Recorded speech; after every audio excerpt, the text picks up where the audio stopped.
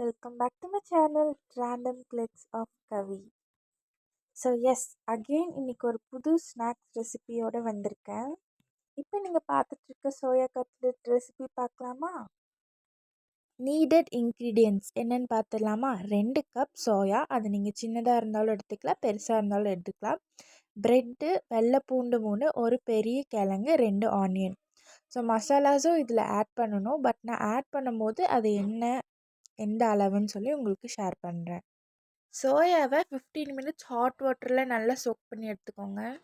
குக்கரில் water add பண்ணி நம்ம எடுத்து வச்சுருந்த பொட்டேட்டோ, ஒரே ஒரு பொட்டேட்டோ பிக் சைஸாக எடுத்துகிட்டு அதை நல்லா வேக வச்சு எடுத்துக்கலாம்.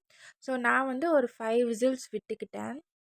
சிம்பிளான இன்க்ரீடியன்ஸ் தான் ஆட் பண்ணியிருக்கோம், பட் டேஸ்ட்டுக்கு பஞ்சமே இருக்காது. கண்டிப்பாக ட்ரை பண்ணி பாருங்கள்.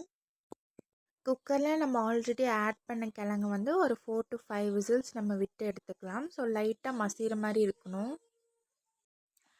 பெரிய வெங்காயம் எங்கிட்ட சின்ன சைஸில் தான் இருந்துச்சு, ஸோ தான் நான் 2 எடுத்திருக்கேன். நீங்கள் நல்ல பெரிய சைஸில் ஆனியன் இருந்துச்சுன்னா நீங்கள் 1 எடுத்தால் போதும். ஸோ நிறைய ஆனியன் ஆட் பண்ணாதீங்க. ஜஸ்ட் அதுக்கு தேவையானது ஆட் பண்ணால் தான் நல்லா டேஸ்ட் குடிக்கும். அங்கங்கே கடித்து சாப்பிடும்போது நமக்கு ரொம்பவே நல்லாயிருக்கும். ஸோ அதுக்கு பார்த்து தகுந்த மாதிரி எடுத்துக்கோங்க. பிரியாணி மாதிரி ரொம்ப ஸ்லைஸாக கட் பண்ண தேவையில்ல. ஸோ இந்த மாதிரி நல்ல பொடியாக எந்த அளவுக்கு நீங்கள் இது ஷார்ட்டாக கட் பண்ணுறீங்களோ அந்த அளவுக்கு ரொம்பவே டேஸ்ட்டாக இருக்கும். ஸோ நல்ல குட்டி குட்டி பீசஸாக கட் பண்ணி எடுத்துக்கோங்க. Even you can use chopper to cut this, because நல்ல ஷார்ட்டாக அது கட் பண்ணி கொடுக்கும்.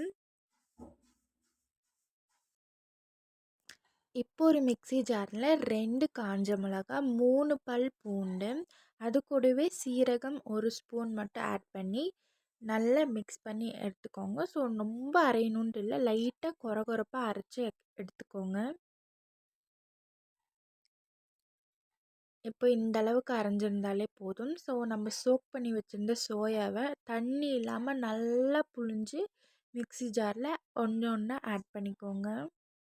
இதான் ஃபஸ்ட் டைம் நீங்கள் என் சேனலை வியூ பண்ணுறீங்களா? Please take a moment to subscribe my channel. அப்போ தான் நான் போடுற வீடியோஸ் உங்களுக்கு நோட்டிஃபிகேஷனில் வரும். அண்ட் என்னோடய வீடியோஸ் பார்க்க உங்களுக்கு ஈஸியாக இருக்கும். ஸோ இப்போ நான் பண்ணுற மாதிரியே பார்த்தாலே உங்களுக்கு புரியும்னு நினைக்கிறேன். ஸோ நல்லா பிழிஞ்சு விட்டு ஒன்று ஒன்றா இதில் ஆட் பண்ணிகிட்டே இருங்க. கண்டிப்பாக இந்த ரெசிபியை வீட்டில் ட்ரை பண்ணி பாருங்கள். ரொம்பவே சூப்பராக இருக்கும். சிம்பிளான இன்க்ரீடியன்ட்ஸ் ஒரு டேஸ்டியான ஸ்நாக்ஸ் நம்ம செஞ்சிடலாம். ஸோ TN43 அரௌண்டிங்ஸில் நீங்கள் எங்கே இருந்தாலும் எனக்கு காண்டாக்ட் பண்ணலாம். நான் உங்களுக்கு செஞ்சு உங்களுக்கு கொரியர் பண்ணிவிடுவேன். இது ஒரு ஸ்மால் பிஸ்னஸ் தான். ஸோ கண்டிப்பாக எனக்கு சப்போர்ட் பண்ணுங்கள். உங்களுக்கு என்ன மாதிரி ரெசிபீஸ் வேணும்னு சொல்லிவிட்டு நீங்கள் எனக்கு கமெண்ட் பண்ணுங்கள். நானும் உங்களுக்கு வீடியோஸில் அப்லோட் பண்ணுறேன். மறக்காமல் நம்ம வீடியோவை கமெண்ட், லைக், ஷேர் எல்லாம் பண்ணிவிடுங்க. ஸோ இப்போ பாருங்கள், நான் ஒன்று ஒன்றா நல்லா பிழிஞ்சு எடுத்துகிட்ருக்கேன். ஸோ அது பார்த்தாலே உங்களுக்கு தெரியும் அது எவ்வளோ ட்ரையாக இருக்குது அப்படின்னு சொல்லிட்டு. ஸோ அந்தளவுக்கு நல்ல வாட்டர் இல்லாமல் ஃபுல்லாக பிழிஞ்சு விட்டு நல்லா ட்ரையாகவே இதில் ஆட் பண்ணிக்கோங்க. இந்த ரெசிபீஸ் நான் மஸ்ட் ட்ரைன்னு தான் சொல்லுவேன், பிகாஸ் ரொம்பவே டேஸ்ட்டாக இருக்கும். ஸோ நான் வெஜிடேரியன்ஸ்க்கு நான் இன்னொரு நாள் ப்ரிப்பேர் பண்ணி உங்களுக்கு வீடியோவில் ஷேர் பண்ணுறேன். ஸோ அவ்வளோதான். நம்ம இப்போது எல்லாமே நல்லா பிழிஞ்சு எடுத்துக்கிட்டோம். நல்லா ட்ரையாக இருக்குது, பார்த்தாலே தெரியும் உங்களுக்கு. இதை மிக்ஸி ஜாரில் நல்லா கொரகொரப்பாக அரைச்சி எடுத்துக்கலாம். ரொம்ப பொடியாக வேணாம், இந்த மாதிரி லைட்டாக கொரகொரப்பாக அரைச்சி எடுத்துக்கோங்க. ஜஸ்ட் ஒரு 3 to 4 மினிட்ஸ் மிக்ஸ் பண்ணால் போதும். பாருங்கள், நான் மிக்ஸ் பண்ணி காட்டும் போதே உங்களுக்கு தெரியும். நான் லைட்டாக தான் அதை மிக்ஸ் பண்ணி எடுத்திருக்கேன். இப்போ ஒரு பேன் எடுத்துக்கோங்க. சட்டி நல்லா காஞ்சதும் கூடவே ஆயில் ஆட் பண்ணிக்கோங்க. ஆயில் கொஞ்சம் காஞ்சதும் நம்ம கட் பண்ணி வச்சுருக்க ஆனியன் ஆட் பண்ணிக்கலாம். நம்ம கடுகு, ஜீரகமெல்லாம் இதில் ஆட் பண்ணல, பிகாஸ் நம்ம மிக்சியில் அரைக்கும் போதே அதை ஆட் பண்ணியிருப்போம். ஸோ இந்த இடத்துல நம்ம ஸ்கிப் பண்ணிக்கலாம்.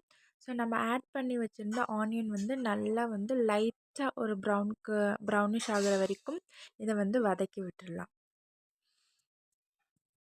ஸோ அடிக்கடிக்கு மிக்ஸ் பண்ணி விட்டுட்டே இருங்க, இல்லைனா ரொம்ப அடி பிடிச்சிரும். உங்களுக்கு தேவைன்னா இது டக்குன்னு வதங்குறதுக்காக லைட்டாக சால்ட் ஆட் பண்ணிவிட்டு நல்லா மிக்ஸ் பண்ணி விடுங்க. ஒரு மாதிரி கோல்டிஷ் ப்ரௌன் கலர் அந்த மாதிரி வந்தால் போதும். ரொம்ப காய வச்சிடாதீங்க. ஸோ லைட்டாக இந்த அளவுக்கு கோல்டிஷ் ப்ரௌன் ஆயிருந்தா போதும். ஸோ இதுக்கப்புறம் ரொம்ப இது பண்ண வேணாம். ஸோ நம்ம மிக்ஸி ஜாரில் அரைச்சி வச்சுருந்தோம் இல்லையா? ஸோ அதெல்லாம் வந்து இதில் ஆட் பண்ணிவிட்டு நல்லா மிக்ஸ் பண்ணி விடலாம். சோயா கூட ஆனியன் வந்து நல்லா மிக்ஸ் ஆகணும். ஸோ அந்த அளவுக்கு நல்லா ஒன்றோட ஒன்று ஒட்டுற மாதிரி மிக்ஸ் பண்ணி எடுத்துக்கோங்க. Again coming to masalas. So வந்து டர்மரிக் ஆட் பண்ணிக்கோங்க அண்ட் சில்லி பவுடர் ப்ளஸ் உப்பு, அவ்வளோதான். வேறு எதுவும் தேவையில்லை. இதுவே ரொம்பவே டேஸ்ட் தரும். உப்பு வந்து லைட்டாக ஆட் பண்ணிக்கோங்க. பிகாஸ் உப்பு நிறையா இருந்துச்சுன்னா இந்த ரெசிபிக்கு நல்லா இருக்காது. ஸோ அதெல்லாம் நல்லா மிக்ஸ் ஆகுற அளவுக்கு நல்லா மிக்ஸ் பண்ணி விட்டுருங்க.